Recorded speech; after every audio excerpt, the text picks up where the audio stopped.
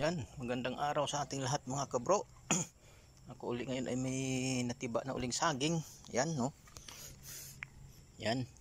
Ibibinta natin ito mga kabro. No? At magpapasko na. Wala tayong kapira-pira. Yan, Pasko't bagong taon na oh. Yung aking nabili nung nakaraan mga kabro, wala pang bagyong Christine. Mas madami pa dito ay nabayaran na ako ng 400 no. At yung itong mga lakatan na ito ay mas madami pa dyan.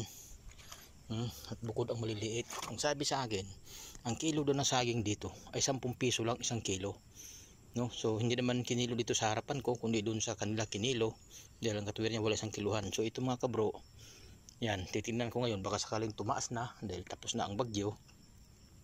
So malalaman natin mamaya pag ito ay kikilo.